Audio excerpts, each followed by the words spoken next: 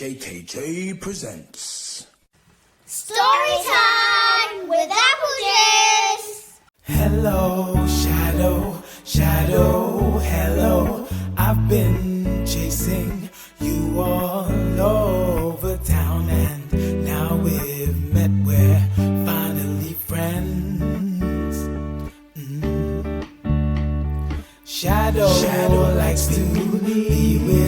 I love Shadow. We're in, just so you know, once you've met them, I'm sure you will be friends. 'Cause when it comes to being friends, my Shadow's Day at the beach. Today was a day at the beach for Sophie, Benji and their family. It was a day filled with tons of fun, a day we want to tell you about. And the day started with a car journey. So let's jump into the story there. Do you think we'll get there before them? Sophie quizzed her parents as she played Guess the Shadow with Shadow and Benji. What's that one? Benji asked with an extremely puzzled look on his face. A rabbit, of course, Sophie replied, annoyed that Benji was unable to recognize his shadow skills. We'll have to see when we get there, Soph. Shall we make it a race? Do you think we'll win or they'll win? Mum said with excitement, hoping to turn Sophie's nagging question into a fun game. Sophie was excited at the idea of a race. I think we'll win, she said with confidence and excitement. She was very excited. It's not every day that she went to the beach with her family. And even though they'd been a number of times before, they'd never been with their cousins, so she could not wait. The enthusiasm transformed her into Dad's driving warden for the rest of the journey. So instead of her cautioning him to slow down, as she usually would, every time the car slowed down, even the slightest, she would remind her dad, "We need to go faster, Dad! We have to win the race!" that her cousins knew nothing about. Sophie, now preoccupied with winning the race of her life, didn't realize that Shadow and Benji had continued to play on without her. Benji was guessing as many animals as he could think of, as he saw shadows on the headdress in front of him. Shadow didn't say whether his guesses were right or wrong, but Benji went on guessing anyway. Welcome to Marstairs Town, Sophie read. Does that mean we've arrived? Did we win? Did we win, Mum? We'll soon be there, Soph. When we've parked, you'll know that we've arrived. Dad responded in a level of calm to match Sophie's eagerness. Oh, why give up? Benji said in frustration, tired of the way shadows seemed to be changing shapes just as quick as Dad seemed to be driving past the sights around them. Shadow seemed to have had enough too. As the car pulled into the car park, Shadow seemed to lie down and stretch out in the car. Sophie hardly noticed, completely chuffed at the fact that they had finally arrived. Eager to get down to the beach, Sophie pressed her parents to speed up in unloading the car, so that they could head down to the sand. Come on, Dad! Shadow, Benji and I want to build a sand castle. Mum, you bring the baby. Practice? Patience, the children completed Mum's sentence, without for a minute taking on board what it meant for them. Sophie and Shadow, who had decided to give up on the nap, were already almost out of the car park as their parents closed the car doors and pushed their baby brother towards them so they could walk together. Running down to the sand, the children and Shadow greeted the beach with giddy giggles and ideas of how to transform the sand into sandcastles and the perfect place to bury each other. I think we won, Dad! I think we won! Sophie exclaimed with pure joy. Won what? Chuckled a voice from behind. It was Auntie Carleen and Uncle D. Sophie and Benji turned to see their auntie waving hi from behind them.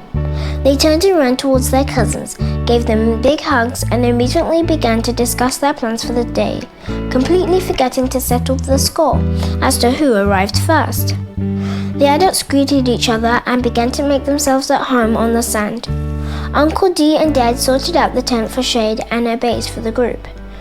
They bravely fought with the wind and annoying flies, but thankfully they had Mum and Auntie Colleen to help them in the battle. Mum helped hold down the tent as the men pegged it down, and Auntie Colleen used her mysterious, natural stinky spray to shoo the flies away. And it worked a treat, though the smell could have been nicer. Sophie, Benji and their cousins Jessica and Andrew were enjoying their new jobs as town planners, building sandcastles and creating towns and cities with their buckets and spades. It was a great place for the crabs that they had found. In all the excitement, Sophie had hardly noticed the hard work Shadow was putting in to help build. She'd nearly forgotten that Shadow was even there. That was until she realized that Shadow was pointing out a fairground. It seemed Shadow wanted them to have fun over there. "Hello, Shadow," Sophie said, waving. Her brother and cousins greeted their shadows too, as they waved and chuckled. "Good idea," Sophie thought as she pondered on the idea of the fair. She loved to go on rides, and especially liked how they often seemed to offer the special treat of hot donuts.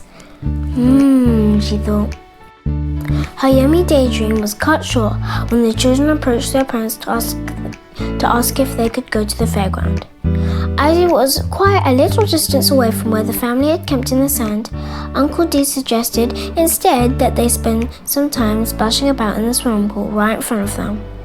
Sophie loved being in the water, so the compromise was accepted without much resistance.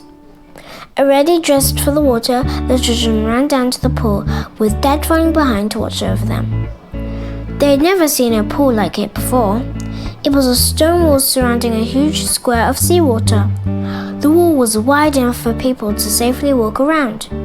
In a way, it allowed them to walk out into the sea whilst the tide was out.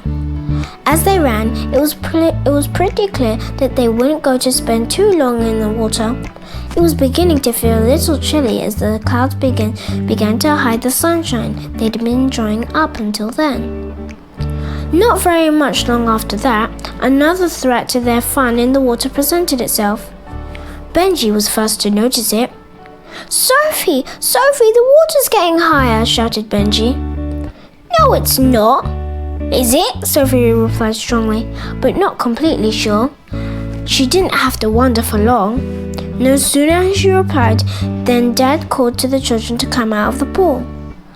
"Come on, guys, the tide is coming in," he said. "Let's go check in with the others." The children came out screaming and laughing as they rushed to escape the tide monster that insisted on trying to devour them. Settled back on their towels and blankets with the others, they looked back and couldn't believe their eyes. Where had the swimming pool gone? They wondered. Its walls had completely disappeared. "There's a lot of disappearing going on today," thought Sophie. "First the sun and now the pool." "Hey, where's Shadow?" "Shadow's gone too," Sophie almost shouted. You'd think by now she wouldn't have noticed how often Shadow vanishes and reappears from sight, but Sophie was concerned nonetheless. "I don't know," Benji said, being sure to pick a tone which let his sister know he wasn't to blame. "I don't even know where my own Shadow has gone," he continued, just to be sure she recognized his innocence. Sophie didn't like not knowing where Shadow was. "I hope Shadow wasn't taken by the tide monster," she thought to herself. "It would be so sad to never see Shadow again." It's amazing how much you can miss when you're sulking about something or another. While Sophie moped over her friend's absence, she'd not noticed the other children had gone on playing and keeping their sandcastles and towns up to scratch. She'd also not noticed her dad and her uncle had done a disappearing act too. "Mum, where's Dad?" she asked. "He's gone with Uncle D to get our dinner, hon," Mum replied. "Dinner?" Sophie replied in excitement. "Yes, it's dinner time now." The tide had come in and the time had gone. Sophie's mood began to improve with the thought of dinner on the beach. It was a close second to hot donuts. This cheered her up quite a bit. The thing is, she had no real need to be down. Just in time, as if it happened just for them, the sun came back out from behind the clouds. The extra warmth was most welcomed as the family sat to enjoy their fish and chips. "Hello, Shadow," Sophie said with half a mouthful of chips. "I'm glad you're back and safe," she thought with relief. Shadow appeared to enjoy the food just as much as the family, reaching back and forth from the chips to her mouth in perfect harmony with Sophie. Back in the car with the family, Sophie was in no hurry to get back home. It had been a great day, and as she closed her eyes on the journey home, she considered what adventures they might have the next day. Applejuice! part.